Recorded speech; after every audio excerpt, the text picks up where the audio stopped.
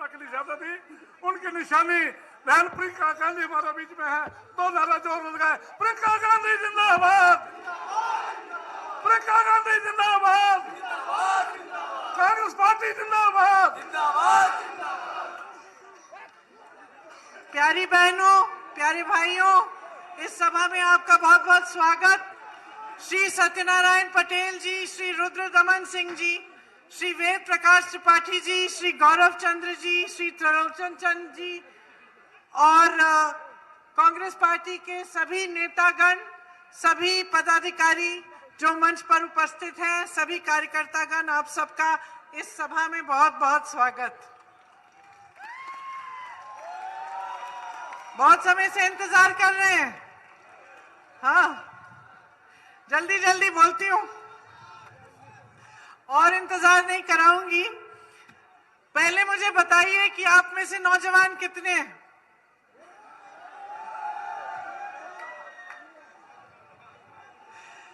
आप में से कितनों को पिछले 5 सालों में रोजगार मिला? किसी को नहीं? अरे एक तो होगा, एक तो होगा जिसको सरकारी रोजगार मिला। नहीं? अच्छा, तो 5 सालों में महंगाई घटी है क्या? नहीं घटी। किसान कितने? ये जो छुट्टा जानवर वाली जो समस्या है, इसको सुलझाने का काम हुआ? नहीं हुआ। आपको खाद समय पे मिलती है?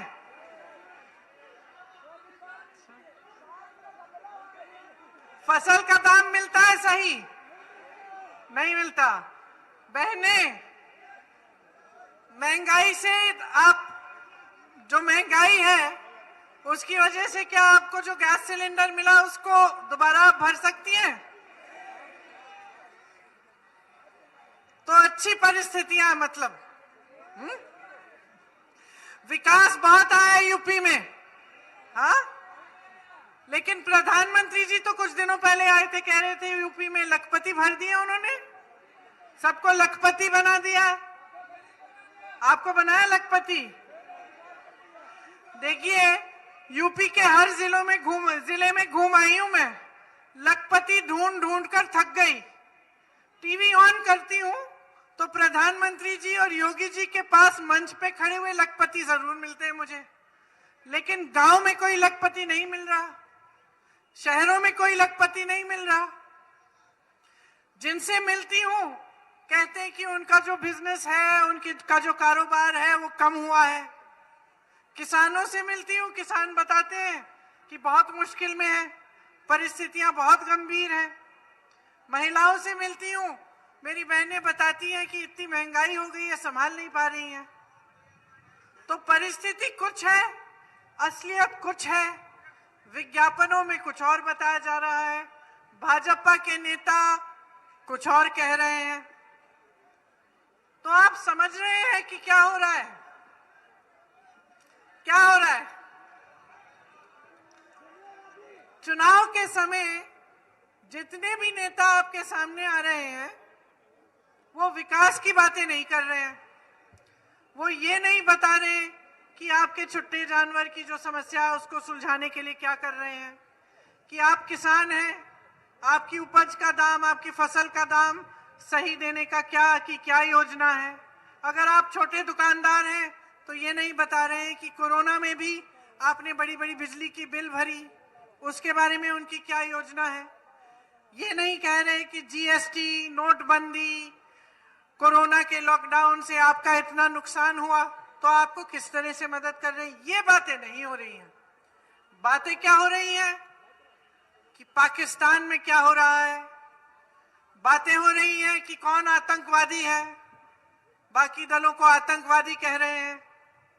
ये बातें हो रही हैं, धर्म की बातें हो रही हैं। कोई कहता है धर्म के आधार पर वोट दे दो, कोई कहता है जाति के आधार पर वोट दे दो। तो क्यों हो रहा है ये सब? आपने कभी सोचा है कि नेता चुनाव के समय आपके सामने आकर आतंकवादी की बात कर रहा है, पाकिस्तान की बात कर रहा है? अरे भाई, आप अपने बिल नहीं भर पा रहे हो, रोजी रोटी कमा नहीं पा रहे हो, किसान रात को चौकीदारी कर रहा है अपने खेतों का, कि इसकी क्यों नहीं बात हो रही है? ये आतंकवादियों की बातों से क्या पेट भरेंगे आपके? आपके जीवन में आतंकवादी आतंक कर रहा है या छुट्टा जानवर आतंक कर रहा है? छुट्टा जानवर महंगाई आतंक कर रही है कि आतंकवादी आतंक कर रहा है? बेरोजगारी आतंक कर रही है कि आतंकवादी आतंक कर रहा है? अरे ये आतंकवादी है कहां उत्तर प्रदेश में जिनके बारे में रोज सुबह से शाम तक ये लोग बात करते हैं? कहां है? जो आतंक है, जो महंगाई है, जो बेरोजगारी है, जो किसानों की समस्याएं हैं, जो महिलाओं पर अत्याचार है, इसकी बात क्यों नहीं हो रही है चुनाव में? इसलिए नहीं हो रही है क्योंकि कुछ कहने का नहीं है। इसलिए नहीं हो रही है क्योंकि इस पे ये लोग ध्यान देते ही नहीं है। आपने आदत बना दी है, आपने आदत बना दी है कि जो भी नेता आए, जिस राजनीतिक दल का हो, चाहे वो समाजवादी का हो, चाहे वो भाजपा का हो, चाहे बसपा का हो, उसको आदत बन गई है कि 5 सालों में आपके सामने आकर आपके जज्बातों का इस्तेमाल करेगा, धर्म की बात करेगा, किसी एक धर्म को कह देगा भाई तुम बड़े असुरक्षित हो, तुम्हें ध्यान रखना है, मैं तुम्हारी सुरक्षा कराऊंगा। कोई कह देगा कि जाति के आधार पे वोट दे दो, तुम्हारी जाति को आगे बढ़ाएंगे। तो सबको मालूम है कि जज्बात का इस्तेमाल करके चुनाव के समय वोट धड़ाधड़ मिल जाएंगे। तो भैया वो तुम्हारे लिए काम क्यों करेंगे? काम का तो आप पूछते नहीं है उन्हें। सही है, आप तो उनसे पूछ नहीं रहे हैं कि हमारे हालात इतने बिगाड़ कैसे दिए आपने? क्या 5-10 साल पहले यूपी की जनता की ये परिस्थिति थी कि सरकार एक बोरा राशन भेजती थी और जनता उसके लिए इंतजार करती रहती थी? क्या ये परिस्थिति थी? क्या गांव में आपको रोजगार नहीं मिलता था? मनरेगा में मिलता था ना, कि आप उस बोरे राशन का इंतजार करते थे।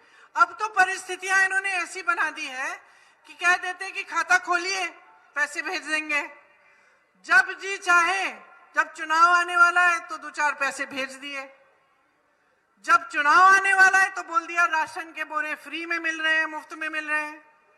जब चुनाव आ रहा है तो तमाम मुफ्त की घोषणाएं कर रहे हैं, लेकिन चुनाव चले जाता है तो ना राशन मिलता है आपको, और वो पैसे जो आपके खाते में वो भेजते हैं चुनाव के समय, वो भी आस्ते आस्ते रुक जाते हैं। और क्या है ये राशन, क्या है ये पैसे, क्या है ये? इससे आत्मनिर्भर बनने वाले हो? अपने बच्चों को मेहनत से, अपने खून पसीने से बड़ा इसलिए करते हो कि पूरे जीवन वो राशन के बोरे का इंतजार करें? इसलिए बड़ा करते हो? क्यों बहने? इसलिए परवरिश करते हो कि आप कितने इंतजार करेंगे, और जब राशन का बोरा आ जाएगा तो बोलेंगे, धन्यवाद करेंगे सरकार को कि आपने चलो हमें एक राशन का बोरा दे दिया। सरकार का काम नहीं है ये। मैं ये नहीं कह रही हूं कि बुरी बात है, अच्छी बात है, राशन दीजिए, लेकिन आत्मनिर्भर करने के लिए, जनता को अपने पैरों पे खड़े करने के लिए क्या कर रहे हो? इन नौजवानों को जिन्होंने हाथ उठाया, जो बेरोजगार पड़े हैं, इनके भविष्य बनाने के लिए क्या कर रहे हो? इनके साथ आप आतंकवाद की बात करोगे? अरे भविष्य की बात करो। चर्बी निकालने की बात हो रही है, गर्मी निकालने की बात हो रही है, आतंकवादियों की बात हो रही है, भर्ती निकालने की बात करो।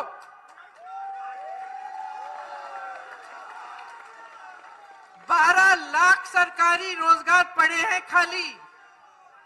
5 सालों से 12 लाख खाली सरकारी रोजगार पड़े हुए हैं। किसने भरे? मोदी जी ने भरे? योगी जी ने भरे? अरे मोदी जी तो कहते हैं कि मुझे पता ही नहीं था कि छुट्टे जानवर की समस्या है। कांग्रेस के नेता पिछले 3 सालों से चीख रहे, चिल्ला रहे हर मंच से कि ये बहुत बड़ी समस्या है, बहुत बड़ी समस्या है। 2019 के चुनाव में मैं खुद बोल रही थी, इसको सुलझाना है। कांग्रेस की सरकार छत्तीसगढ़ में है, क्या किया उस सरकार ने? भूपेश बघेल जी मंत्री हैं, मुख्यमंत्री हैं वहां के, उनको पता चला ये बहुत बड़ी समस्या है। उन्होंने लोगों को कहा, देखिए आप छुट्टे जानवर को अपने घर में रखिए, उसका देखभाल करिए, सरकार आपसे 2 रुपए किलो में गोबर खरीदेगी। लोग हंसने लग गए। कहा सरकार गोबर खरीद के क्या करेगी भाई? उन्होंने कहा गोबर खरीद के हम स्वयं सहायता समूह को देंगे, इस गोबर का इस्तेमाल गोबर गैस को बनाने के लिए करेंगे और इस गोबर में हम वर्मी कंपोस्टिंग कराएंगे ताकि अच्छी अच्छी खाद बने। तो सरकार गोबर का इस्तेमाल कर रही है, जो छुट्टा जानवर की देखभाल कर रहा है उसको 2 रुपए किलो गोबर के लिए मिल रहे हैं। सब खुश है, छुट्टा जानवर की देखभाल हो रही है और छुट्टा नहीं रहा, समस्या हल हो गई। छत्तीसगढ़ की कांग्रेस की सरकार को मालूम था कि किसान बहुत परेशान है, बहुत समस्याएं हैं। शपथ ली उन्होंने, मुख्यमंत्री जी ने, 3 घंटों के अंदर अंदर किसान के कर्ज माफ होने लग गए। और यहाँ आपके मुख्यमंत्री हैं जो बड़ी बड़ी धर्म की बातें करते हैं, लेकिन आपकी समस्याओं को हल करने के लिए कुछ नहीं कहा। उल्टा प्रधानमंत्री जी कह रहे हैं कि अभी मेरे संज्ञान में ये बात आई है। आप तो सालों से त्रस्त हैं, सालों से खेतों में बैठ के आप चौकीदारी कर रहे हैं और प्रधानमंत्री को मालूम ही नहीं है। भाई कैसे नहीं मालूम, उनको तो सब चीज का संज्ञान होगा। वो तो दुनिया भर में घूम आए, उनके तो 2 बड़े बड़े हवाई जहाज हैं 16,000 करोड़ के, आपके गन्ने का बकाया 14,000 करोड़ का है। समझ रहे हैं आप क्या हो रहा है यहाँ?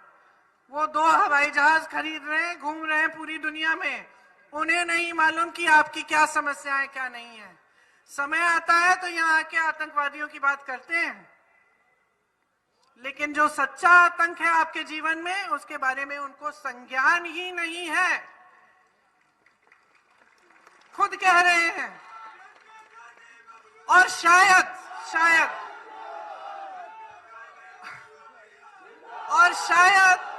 सुन लीजिए, और शायद हो सकता है कि उनको ये भी संज्ञान नहीं था कि 1 साल से पूरे देश भर का किसान बॉर्डर पे, दिल्ली के बॉर्डर पे बैठा हुआ आंदोलन कर रहा है। हो सकता है ये भी उनके संज्ञान में नहीं था, क्योंकि जब किसान आंदोलन कर रहा था और जब प्रधानमंत्री जी और उनकी भाजपा की सरकार ऐसे कानून ला रही थी जिससे किसान करे मेहनत, किसान का खून पसीना बहे और कमाई करे उनके बड़े बड़े उद्योगपति मित्र, ये कानून लाने वाले थे, उनको ये नहीं मालूम होगा कि शायद पूरे किसान, देश भर के किसान परेशान हैं, उनको ये कानून नहीं चाहिए। इसीलिए जब किसान आंदोलन कर रहा था तो अपने घर से निकले ही नहीं पूछने के लिए कि आपके हालात क्या हैं। 700 किसान शहीद हुए। क्या प्रधानमंत्री जी के संज्ञान में नहीं था? क्या योगी जी को पता नहीं था कि तमाम पश्चिमी उत्तर प्रदेश के किसान बैठे हुए हैं आंदोलन में, परेशान हैं, भय हो रहा है उनको कि ये कानून आएंगे तो उनकी रोजी रोटी खत्म होगी? शायद उनको संज्ञान नहीं था। शायद उनको ये भी संज्ञान नहीं है कि आपकी बिजली की बिल कितनी बड़ी बड़ी आती है। हो सकता है उनको ये भी संज्ञान नहीं है कि कोरोना में लॉकडाउन हुआ और आपको फिर भी बिजली के बिल भरने पड़े। तो जब उनको संज्ञान ही नहीं है तो आपकी समस्याओं को हल कैसे करेंगे? हम करेंगे।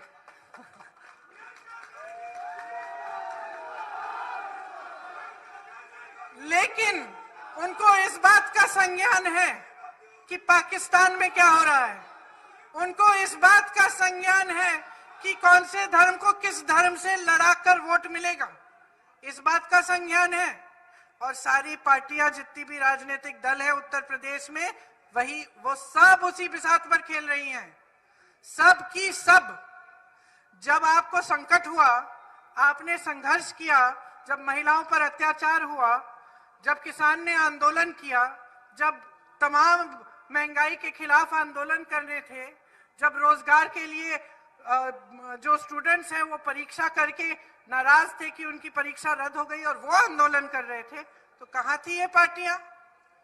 कहाँ थी ये पार्टियां? अखिलेश यादव जी निकले अपने घर से, यही लखनऊ में बैठे रहे, वो भी नहीं निकले। किसके घर गए? क्या आपकी छुट्टे जानवर की समस्या के बारे में आपसे पूछने आते हैं? मायावती जी कहाँ थी? निकले अपने घर से? नहीं निकली, एक ट्वीट कर लिया, बात खत्म। तो क्या हो रहा है आपके प्रदेश में? आपका प्रदेश ना, आपके प्रदेश में इतना हुनर है कि आपके प्रदेश के नौजवान पूरे देश में घूमते हैं, पूरे देश में नौकरी कर सकते हैं। आपके प्रदेश में सबसे ज्यादा नौजवान है, पूरे देश में सबसे ज्यादा ये ऊर्जा है नौजवानों की। और ये नहीं है भाई साहब कि आजकल नौजवान पढ़ा लिखा नहीं है। आजकल गरीब से गरीब परिवार में मैं जाती हूँ, गांव में जाती हूँ, सबसे पहले मुझे बताते हैं कि मेहनत की है हमने, अपने बच्चों को पढ़ाया है। यहीं वाल्मीकि बस्ती में गई, तमाम पढ़े लिखे नौजवान, लड़कियां लड़के, कोई ITI, कोई MA, कोई BA, रोजगार नहीं है। सबसे ज्यादा हुनर यहाँ, सबसे ज्यादा नौजवान यहाँ, क्वालिफाइड नौजवान यहाँ। इतनी बढ़िया खेती हो सकती है यहाँ, जमीन अच्छी है, आपकी उपज है इसमें, लेकिन आपका प्रदेश इस परिस्थिति में है। और क्यों? क्योंकि 30 सालों से जिनको आप चुनते जा रहे हैं, बसपा, सपा, भाजपा, सब नेता समझ गए हैं कि आपके जज्बातों का इस्तेमाल कर सकते हैं। सब समझ गए हैं कि आप सही सवाल नहीं पूछेंगे। और एक और बात समझ गए हैं, आप ध्यान से सुनिए मेरी बात, ये समझ गए हैं कि आपको गरीब रख के, आपको इस परिस्थिति में रख के, आपको उन पर निर्भर करके आपका इस्तेमाल हो सकता है। सब जानते हैं कि जब इस देश और इस प्रदेश के नौजवान शिक्षित हो जाएंगे, जब अपने पैरों पे खड़े हो जाएंगे, जब महिलाएं सशक्त हो जाएंगी, तो सवाल उठाना शुरू करेंगे। सब जानते हैं कि वो ऐसी राजनीति मांगेंगे जो विकास की राजनीति हो, जो उनके लिए समर्पित हो। सब जानते हैं, इसीलिए आपको इन परिस्थितियों में रखा है। इसीलिए आपको जब ये एक बोरा राशन देते हैं, आपको कहते हैं कि आप पे बड़ा एहसान कर दिया है। कौन सा एहसान किया है? कौन सा एहसान किया है? इस संविधान में, इस देश के संविधान में आपके हक लिखे हुए हैं। इस देश के संविधान में ये लिखा हुआ है कि जिस नेता को नेता आप बनाते हो, उसका काम है आपके लिए समर्पित होना, उसका धर्म है आपकी सेवा करना। इस एक बोरे राशन से ये 1000-2000 रुपए जो आपके खाते में डाले जाते हैं, इससे इनकी जिम्मेदारी शुरू भी नहीं होती। खत्म होने की बात छोड़ दीजिए, शुरू भी नहीं होती इनकी जिम्मेदारी। इनकी जिम्मेदारी मैं बताती हूं, क्योंकि कांग्रेस पार्टी के नेता अपनी जिम्मेदारी समझते हैं। हमारी जिम्मेदारी, हर नेता की जिम्मेदारी, हर राजनीतिक दल की जिम्मेदारी, हर सरकार की जिम्मेदारी ये है कि आपको रोजगार देना है, आपके लिए महंगाई को घटाना है, आपके लिए सेहत की सुविधाएं बनानी है, आपके लिए शिक्षा की सुविधाएं बनानी है, आपको अपने पैरों पे खड़ा करना है, आपको शिक्षित करना है, आपको सशक्त करना है, आपको सक्षम बनाना है। ये हमारी जिम्मेदारी है। आपके लिए सड़कें, आपके लिए पानी, आपके लिए बिजली, ये हमारी जिम्मेदारी है। तो मैं आप सबसे पूछना चाहती हूं कि आप क्यों भूल गए हैं? आप क्यों भूल गए हैं कि सरकारों को ये काम आपके लिए करना है? जब आपके सामने मंच पर आते हैं, बताना चाहिए क्या योजना बनाई है। 5 सालों में महंगाई बढ़ी है, रोजगार कम हुए हैं, जो गरीबी रेखा से उठाए गए थे कांग्रेस की सरकारों में, उनको नीचे डाल दिया है, नीचे चले गए हैं गरीबी रेखा से। कोई सेहत के, कोई शिक्षा के नए नए संस्थान नहीं बनाए। जितने IIT है, एम्स है, IIM है, सब कुछ है, वो कांग्रेस के जमाने में बनाए थे। जो कांग्रेस ने बनाया ये बेच रहे हैं। BHEL, रेलवेज, NTPC, इस तरह की जो संस्थाएं थी, जो यूपी में भी भरी पड़ी हैं, उससे आपको रोजगार मिलता था। आज कहाँ है? बेच डाली। किसको बेची? अपने उद्योगपति मित्रों को बेच डाली। वो फूल रहे हैं, फल रहे हैं, वो कमा रहे हैं 1000 करोड़ रुपए एक दिन में, किसान 27 से 30 रुपए नहीं कमा पा रहा है। और कहते हैं आपको रोजगार देंगे। कहां से देंगे? जहां से रोजगार आता था उसको तो आपने बेच डाला। रोजगार बनाता कौन है? ये बड़ी बड़ी संस्थाएं और छोटे और मध्यम वर्ग के जो बिजनेस करते हैं। आप जैसे लोग जो दुकानदार हैं, जो अपने छोटे छोटे कारोबार चलाते हैं, जो छोटा मैन्युफैक्चरिंग का यूनिट लगाता है, वहीं से तो रोजगार मिलता है। आपके लिए क्या किया? आपके लिए नोटबंदी लाए, आपके लिए जीएसटी लाए, उसके बाद आपके लिए कोरोना में लॉकडाउन ले आए, आपकी कमर तोड़ दी। तो ना आप बना पा रहे हैं रोजगार, जो संस्थाएं थी जो रोजगार बना रही थी उनको इन्होंने बेच डाला, जो बेचा नहीं उसकी बेचने की योजना कर रहे हैं। कहते कांग्रेस ने 70 सालों में बनाया क्या? अरे भाई, नहीं बनाया होता तो तुम बेचते क्या? अच्छा, चुनाव आते हैं तो उद्घाटन होना शुरू, चुनाव आते हैं तो बड़े बड़े कॉन्फ्रेंस लखनऊ में हो रहे हैं, बड़े बड़े उद्घाटन हो रहे हैं, हवाई अड्डों का उद्घाटन हो रहा है। अरे 5 सालों में क्यों नहीं किया उद्घाटन? 5 सालों में ये बड़ी बड़ी कॉन्फ्रेंसेस क्यों नहीं की? 5 सालों में आपने पूछा क्यों नहीं? जब किसान को मारा जा रहा था, जब 6 किसानों को अपने पहिए के नीचे मंत्री के बेटे ने कुचल दिया, आप चुप रहे, एक बात नहीं बोली। मोदी जी ने हमदर्दी भी नहीं दिखाई, उल्टा उनके मंत्री के साथ मंच पे खड़े हैं, आज भी खड़े होते हैं, उसका इस्तीफा भी नहीं मांगा। तो ये हालात है बहनों और भाइयों। अब हम कांग्रेस पार्टी के नेता हैं, हम अपनी जिम्मेदारी समझते हैं, इसलिए इस चुनाव के लिए हमने 3 घोषणा पत्र बनाए। एक भर्ती विधान, एक शक्ति विधान और एक उन्नति विधान। कोई आतंकवादी विधान नहीं बनाया, कोई पाकिस्तानी विधान नहीं बनाया। हमने आपके रोजगार का, आपकी भर्ती के लिए विधान बनाया।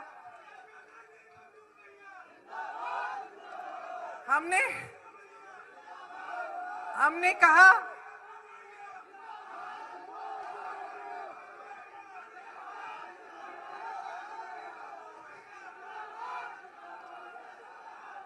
सुनिए, हम कह रहे हैं कि 20 लाख रोजगार बनाएंगे। कैसे? 12 लाख खाली जो पद पड़े सरकार में, जिनको भरने का कष्ट इन्होंने नहीं किया, सबसे पहले हम उन्हें भरेंगे। उसके बाद 8 लाख रोजगार हम नए बनाएंगे। आप जैसे जो नौजवान वहां खड़े हैं, अगर आप अपना बिजनेस शुरू करना चाहेंगे, आपको 5 लाख रुपए 1% ब्याज पे सरकार देगी।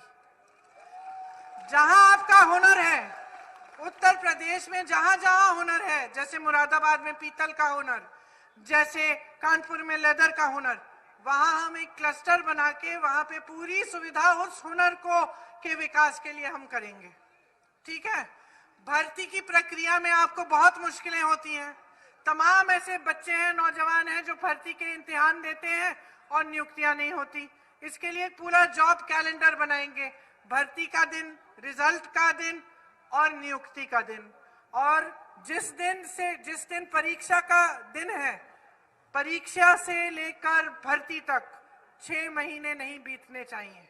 अगर इसमें किसी ने दखल दी तो एक कानून बनाया जाएगा और उस अधिकारी पर कार्रवाई की जाएगी।